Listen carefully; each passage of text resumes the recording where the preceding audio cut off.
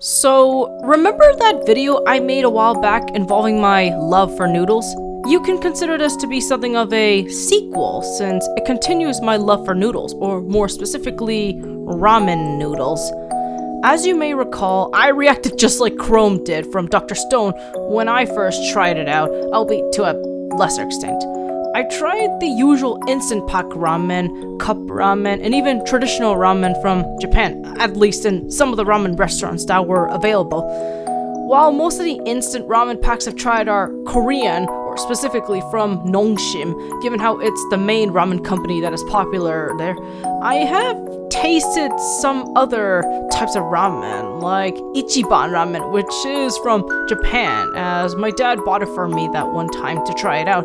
Personally, my favorite brand would be Sangyam ramen, since it has a rich and vibrant flavor, with the spiciness helping enhance the taste, if you will. I also tried Shin ramen, the Shin ramen black version, and noguri, which, fun fact, is actually Korean for raccoon dog, aka the tanuki for people who are from Japan. I remember my dad joking about how the noguri ramen was made from the actual raccoon dog, which grossed me out when I was a kid, though I didn't actually believe that.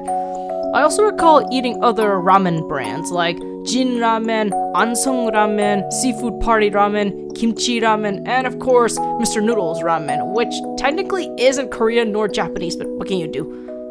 I also recall eating this snack-based ramen called Pushu Pushu ramen, though unlike the ones I've eaten in the past, it was something you ate while it was dry, and all you had to do was pour the dry spices on it before breaking the ramen into pieces for consumption. My best memory of eating it was at a water park with some of our old church friends. As for the ramen restaurants I've been to, the ones I recall are Kenzo Ramen, Umi, Kinton, and as of recently, Ajisan, which I highly recommend since it opened up recently. As for why I like ramen so much, I think it's because it was the first form of noodles that I ever ate as a kid, with the spices and texture sticking with me ever since.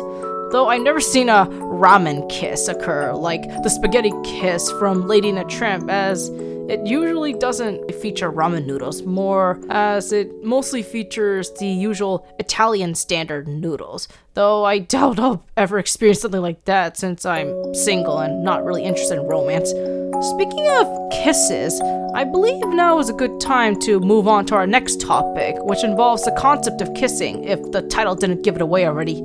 You could say my segueing into another subject for this video is akin to my random things I like to talk about series that I made 2 years ago, and is something of a successor to it, if you will. Anyways, when it comes to kissing, most of the times you see or hear people kissing on the cheeks, foreheads, neck, and especially the lips.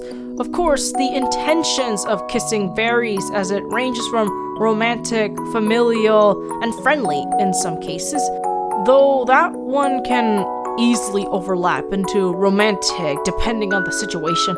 But more often than not, you'll often see people kissing romantically, whether it be on TV shows, movies, books, or even video games, as the idea of kissing has become more synonymous with romantic aspects or even sexual aspects. Funny thing is that when I was younger, I used to give kisses to not only my family members, especially my mom, dad, and grandma back when she was alive, but also my old teachers when I was in elementary school. Now, before you ask, I only kissed them on the cheeks and not the lips, though I stopped doing that when I reached middle school and high school. Even so, I still greet my parents with a kiss on the cheek and even kiss them goodbye at the same time, despite not being a kid anymore, as it's more or less out of courtesy and a sign of familial affection. It also helps that they too return said kisses from time to time. When it comes to my experience with kissing on the lips, I think I did it to some boys, but only because I didn't know any better and had yet to truly understand the romantic, if not intimate aspects of that kind of kissing. Interestingly enough, kissing on the lips wasn't always associated with romantic or sexual connotations, as there were plenty of kissing between people for purely platonic or even friendly cases, even if they were of the same sex. One example would be how Napoleon was shown kissing Tsar Alexander on the lips as a sign of their friendship and political alliance up until it fell apart. Another example would be the socialist fraternal kiss that was common in the Soviet Union before it broke up, which was immortalized in this particularly famous mural of the Berlin Wall. There is also some fictional examples, such as the Wizard of Oz books, where Princess Ozma and Dorothy kissed each other on the lips, if this illustration is of any indication. Interestingly enough, in the very first Wizard of Oz book, The Wonderful Wizard of Oz, by the way, the Good Witch of the North gives Dorothy a magical kiss on her forehead that will protect her from physical harm and, by extension, death, which comes in handy when the Wicked Witch of the West kidnaps Dorothy. Weirdly enough, this part never got adapted, at least in the MGM movie that's popularized the franchise, nor does it get referenced in other forms of media related to the Oz series, except for maybe a few. Another fictional yet more funny version is where Lee ends up giving Carter a kiss after the latter saves his life in Rush Hour, but it ends up making things awkward due to different values and culture shock. Granted, it was on the cheek, but still, it came out of nowhere and could come across as homoerotic to some, even if they are both straight from what I can find. Still, I doubt that won't stop fans from shipping them together regardless.